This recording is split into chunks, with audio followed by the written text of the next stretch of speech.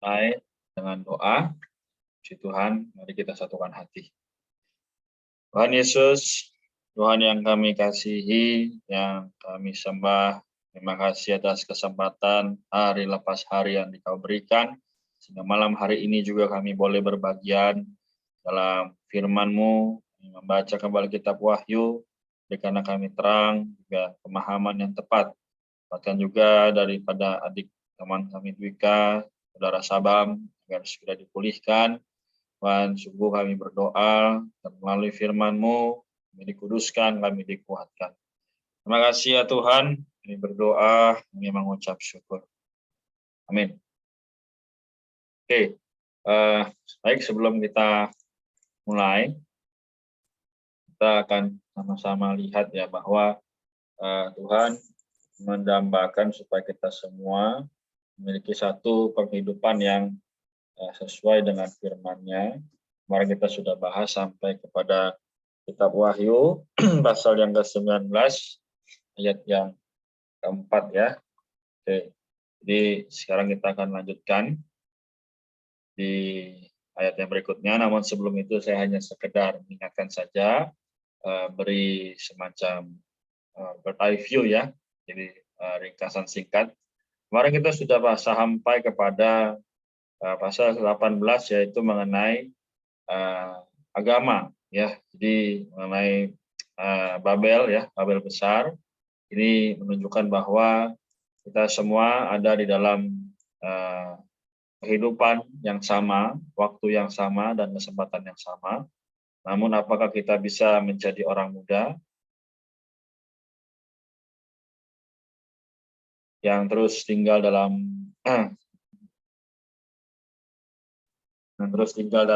kehidupan yang menuntut firman Tuhan atau tidak, tergantung pada penghidupan kita sehari-hari ya. Biarlah malam hari ini kita kembali disegarkan, kita kembali dikuatkan mengenai firman dari pasal 19 ayat yang kelima sampai yang ayat yang ke-16 ya. Kita akan baca terlebih dulu ya.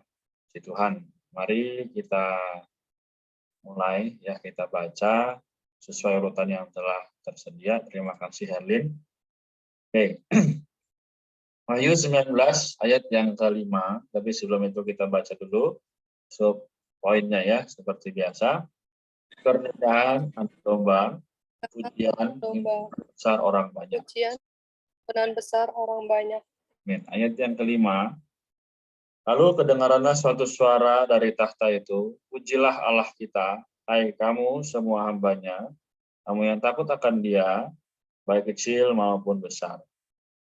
Kemudian aku mendengar seperti suara himpunan besar orang banyak, seperti desau air bah dan seperti deru guru yang hebat. Katanya, haleluya karena Tuhan Allah kita yang Maha Kuasa telah menjadi Raja. Amin. Nikahan anak domba dan perjamuan nikahnya. Ayat 7, marilah kita bersukacita dan bersorak-sorai dan memuliakan Dia. Karena hari perkawinan anak domba telah tiba, dan pengantinnya telah siap sedia. Kepadanya dikaruniakan supaya memakai kain lenan halus yang berkilau-kilauan dan putih bersih. Lenan halus itu adalah perbuatan-perbuatan yang benar dari orang-orang kudus.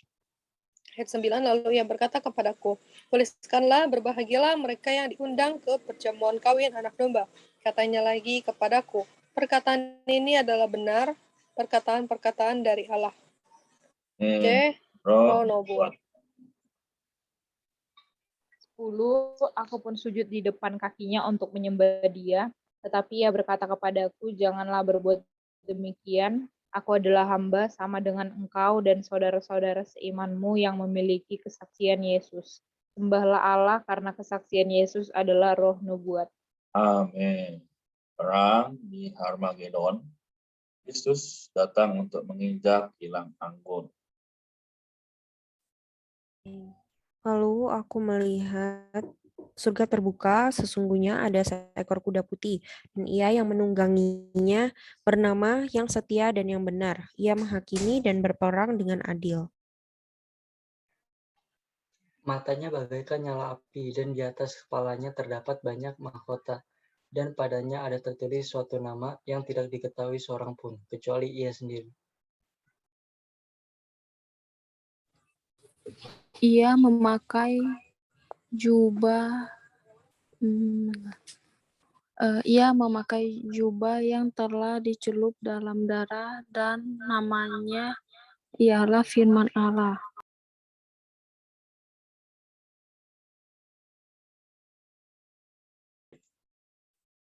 Ayat 14. Semua pasukan yang di sorga mengikuti dia.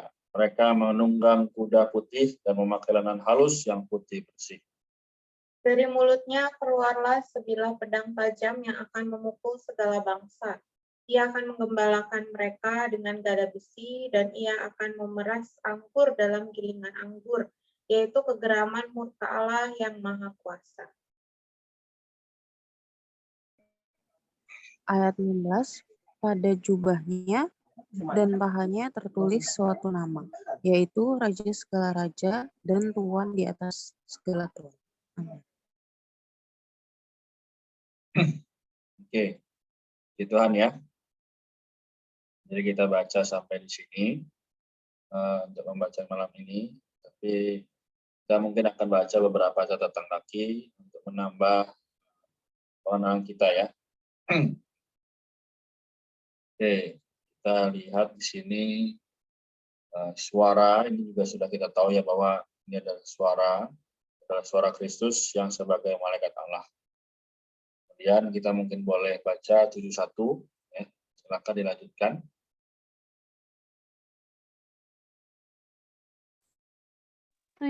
Perkawinan. Setelah mayoritas kaum saleh terangkat dan penghakiman untuk memberi pahala di hadapan tata pengadilan Kristus, peristiwa yang segera menyusul, tentu perkawinan anak domba, kemudian pembinasaan antikristus dan Babel besar yang mendatangkan kedaulatan Allah, kerajaan Allah. Untuk itu, himpunan besar orang banyak yang telah beroleh selamat, bersukacita dan memuji-muji dengan haleluya. Dan ke-24 tua-tua dan keempat makhluk hidup bergabung dengan mereka dalam memuji Allah. Kedaulatan Allah, yaitu kerajaan, berhubungan dengan pernikahan anak domba, dan pernikahan anak domba adalah hasil dari perampungan ekonomi perjanjian baru Allah.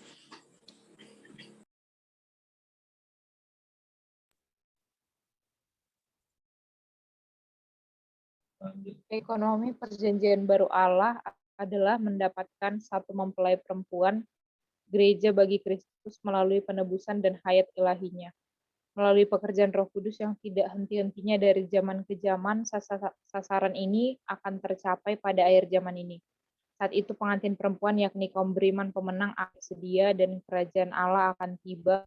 Hal ini sesuai dengan nubuat yang dikatakan Tuhan dalam Matius 26 ayat 29.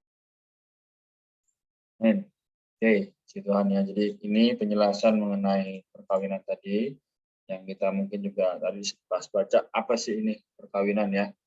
Dia adalah mengenai antara Kristus ya juga dengan kaum beriman. Ya, ini dilambangkan dengan kalau kita ingat ya di dalam Efesus pasal yang kelima ya di situ Rasul Paulus bilang bahwa rahasia ini besar, tapi yang aku maksudkan adalah hubungan Kristus dan jemaat atau gereja. Oke, ini kita lanjutkan pengantinnya ya. Nih untuk memperjelas ya, silakan dilanjutkan. Istrinya mengacu kepada gereja, yaitu mempelai perempuan Kristus. Tetapi menurut ayat 8-9, istri di sini atau pengantin perempuan Kristus hanya terdiri atas kaum beriman pemenang dalam kerajaan 1000 tahun. Sedangkan pengantin perempuan atau istri dalam 21 ayat 2 tersusun dari semua orang saleh yang sudah beroleh selamat setelah kerajaan 1000 tahun sampai selamanya. Kesiapan pengantin perempuan tergantung pada kematangan hayat para pemenang.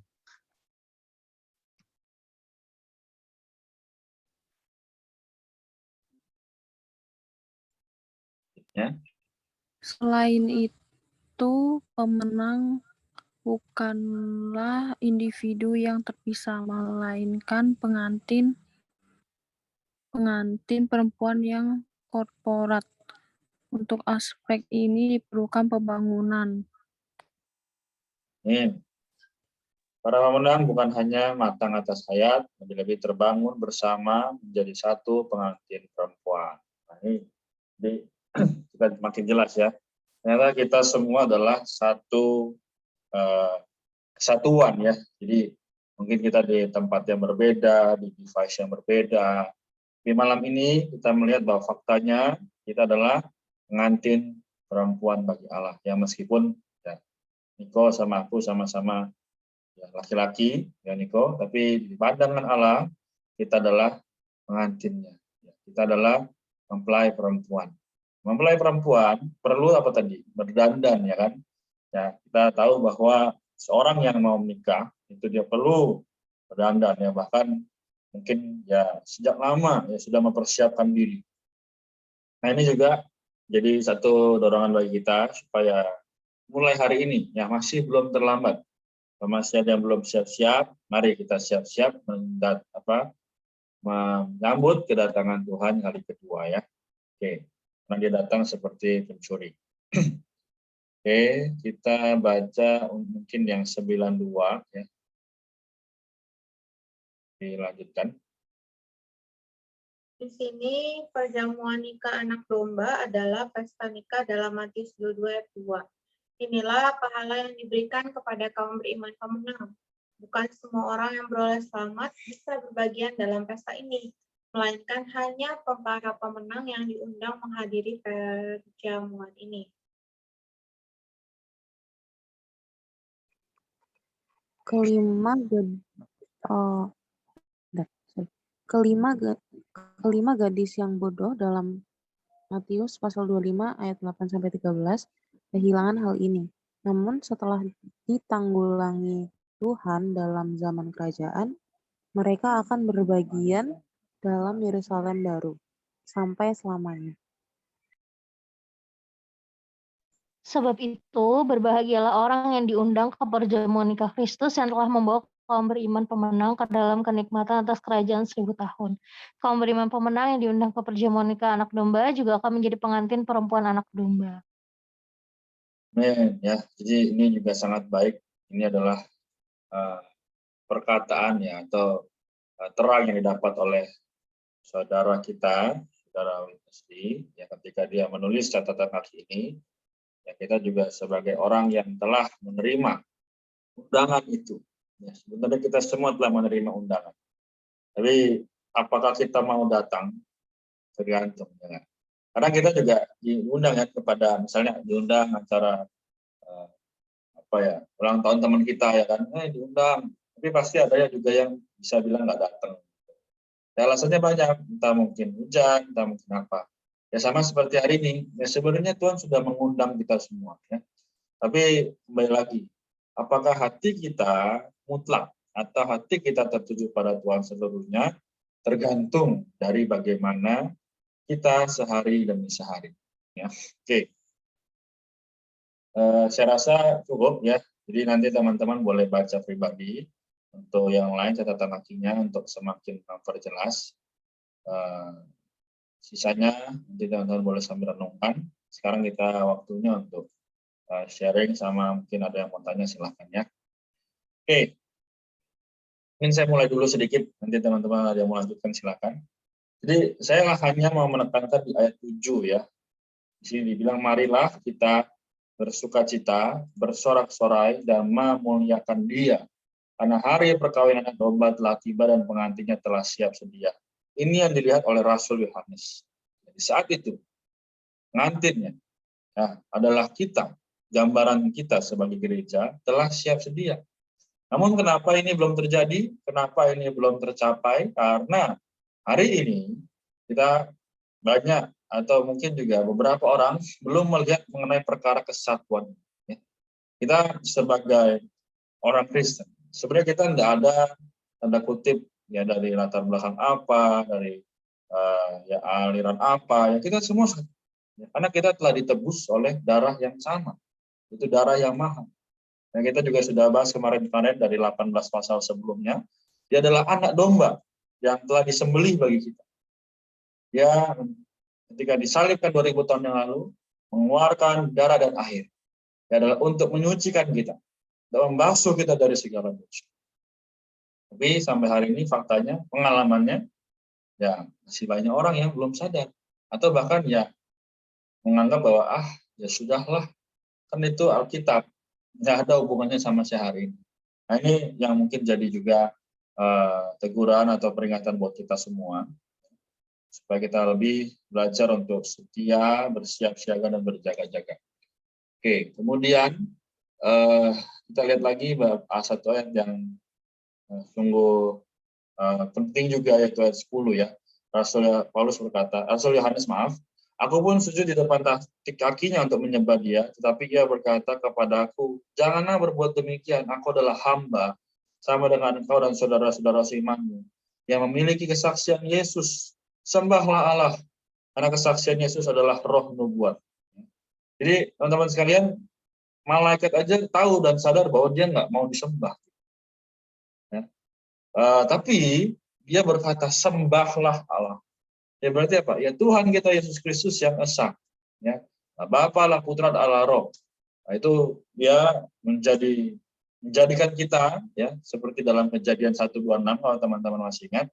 Ya, kita telah diciptakan dan dibuat yaitu serupa dan segambar dengan mereka, ya dengan dia, ya. Jadi sekali lagi ini adalah satu tapi tiga, tiga tapi satu. Ya kalau dibahas terus-menerus nggak akan ada habisnya, tapi kita perlu menyadari dan mengambil satu kesimpulan, yaitu dialah Allah kita. Yang hari ini kita menikmati firman, kita mengisi roh kita sehingga kita bisa asa dengan dia. Amin ya. Mungkin saya sampai demikian. Adakah teman-teman yang mau share atau bertanya? Dipersilakan.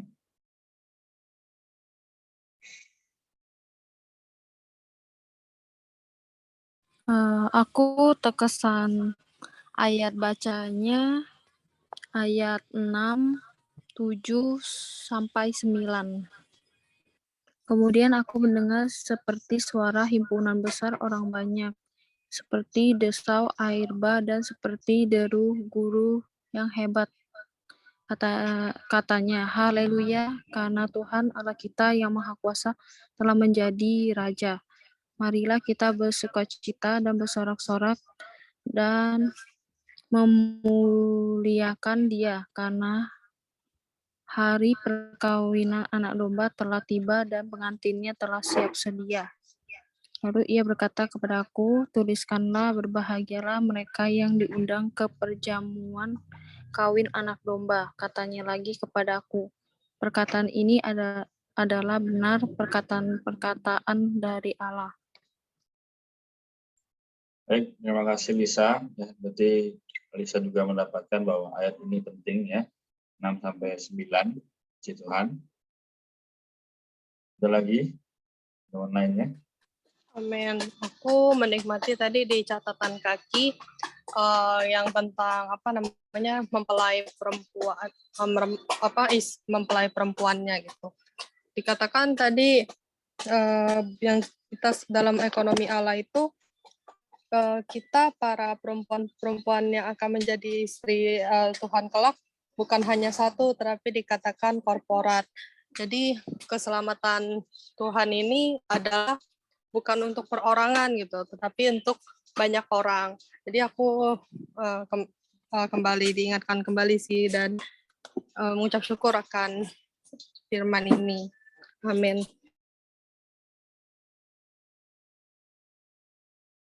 Amin. Thank you Rika. Tuhan. Ada lagi yang mau menyampaikan yang didapat atau pertanyaan?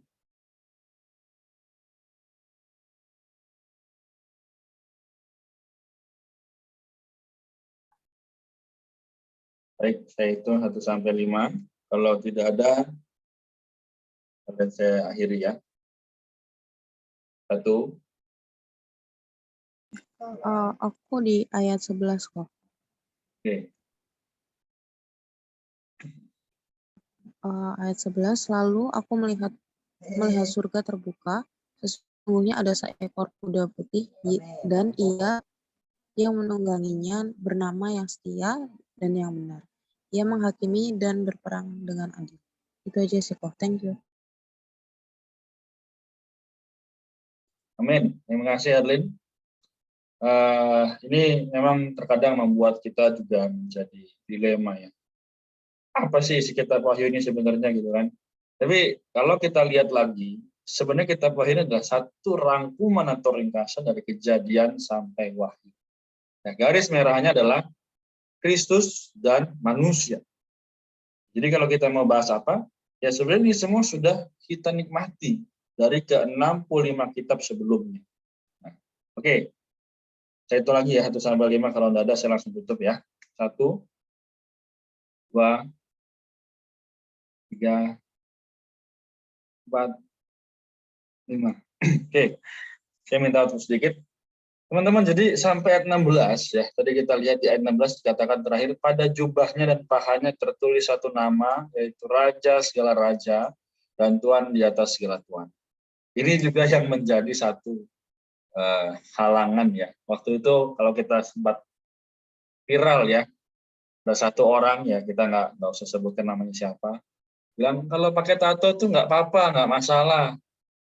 Ya, bayangkan ya, ini diambil dari sini. Nah, ini artinya apa? Ya ini nggak benar gitu. Ini cuman sebagai lambang. Ya kalau kita lihat di sini catatan kaki, ya jubahnya di sini apa? Jubah Kristus melambangkan pekerti atau karakter, ya terutama keadilannya dalam sifat insani. Sedangkan pahanya melambangkan kekuatan untuk berdiri, keteguhan, gelarnya sebagai raja dan Tuhan di atas segala Tuhan dipaparkan dalam keadilan dan keteguhannya. Jadi bukan berarti di kulit ya ditulis apa gitu, bukan. Jadi teman-teman sekali lagi kita sadar bahwa dunia, ya, iblis begitu luar biasa ya mengecoh manusia supaya tidak mengasihi Allah dengan benar. Dan itulah yang sebenarnya menyebabkan kenapa banyak orang sukar untuk berbicara bagi Tuhan. Jadi teman-teman sekalian, ya kita perlu lihat di ayat-ayat tadi, sebenarnya juga sudah saya bahas semua. Di ayat 13 ya, ia memakai jubah yang telah dicelup dalam darah dan namanya ialah firman Allah. Ini sama sebenarnya seperti Yohanes 1 ayat 1. Ya. Jadi pada mulanya adalah firman, dan firman itu bersama-sama dengan Allah, dan firman itu adalah Allah. Haleluya. Tuhan kita, dia adalah firman itu. Jadi kalau orang tanya, gimana sih lihat Tuhanmu? Gimana sih mengenal Tuhanmu? Ada yang bisa jawab? Mau gimana jawabnya? Baca firman, itu ya jawabannya ya. Jadi teman-teman sekalian, semoga semakin hari kita membaca, baik secara pribadi maupun bersama-sama, kita semakin mengenal bahwa inilah yang Allah dambakan, yaitu Kristus datang. Ya, dia datang. Ini nanti kalau kita nggak tahu kapan. Tapi yang pasti kita harus berjaga-jaga. Ya meskipun hari ini nggak ada tanda-tandanya, jangan salah. Ya kalau kita lihat kemarin ada kasus ini COVID, ya kasus Gunung Semeru, ya. Lalu juga kita lihat ada penyakit ini Omikron yang makin nggak jelas. Ini adalah tanda bagaimana Tuhan akan segera datang. Kita sekarang yang masih disadarkan, masih ada kesempatan, yuk sama-sama kita ajak ya. Bukan berarti harus ikut saya nggak bisa ngapa-ngapain. Tapi perkataan saya terbatas, Tuhan saja yang berbicara kepada kita secara pribadi. Setelah ini, kalau teman-teman ada yang mau ditanyakan silahkan. Lalu kalau memang tidak ada, boleh merenungkan, Tuhan, sampai di mana? Sampai di tahap apa aku sudah hidup hari ini? Apakah hanya menjadi sekedar orang Kristen, atau benar-benar aku pengikut Kristus? Amin. Begitu ya, saya rasa kita tutup Wahyu pasal 19 ini sampai 16. Besok akan kita lanjutkan lagi.